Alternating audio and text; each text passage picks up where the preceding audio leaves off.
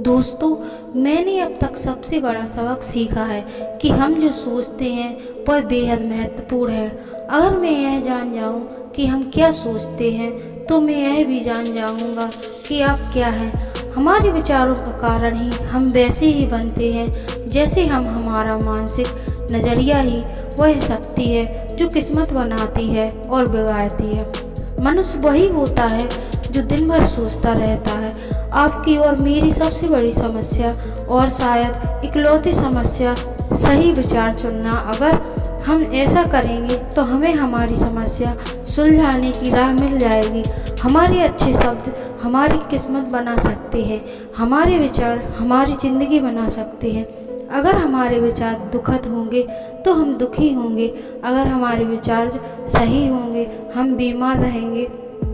मस्तिष्क हमारा एक निश्चित स्थान होता है। वह अपने आप में नरक में स्वर्ग बदल देता है और स्वर्ग से नरक में बदल देता है। दोस्तों, गुरुजी कहते हैं आपके भाग्य से आप सब कुछ पहले से ही तय कर रखा है।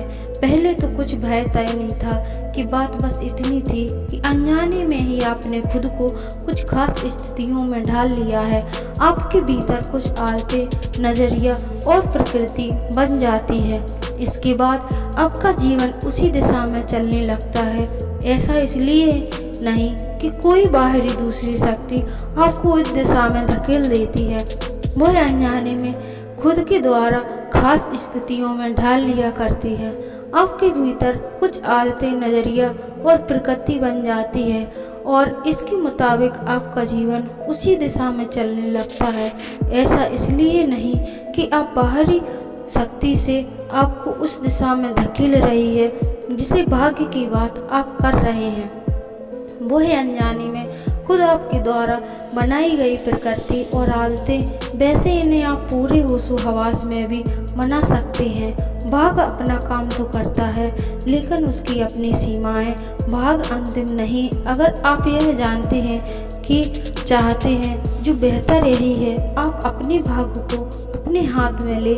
आध्यात्मिक की तरह मुड़ने का मतलब है कि मैंने अपने भाग्य को अपने हाथों में लेना चाहता हूँ।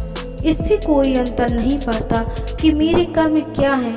अब इस आप में भाग्य की रचना खुद करने लगते हैं। अगर आप अपना जीवन जागरूक होकर करते हैं तो आप अपना भाग्य खुद लिख सकते हैं। गुरुजी कहते हैं कर्म करना तो इंसान का धर्म है, लेकिन कभी कभी हम जीवन में आने वाली कठिनाइयों से इतना घबरा जाते हैं कि हर चीज़ का दोष परमात्मा को देते हैं, जबकि सबके लिए स्वयं ही जिम्मेदार होते हैं। किसी को अपना नज़रिया होता है काम करने का, देखने का। जो वस्तु हमें देखने में सही लगती है वह दूसरे को शायद ना पसंद आए।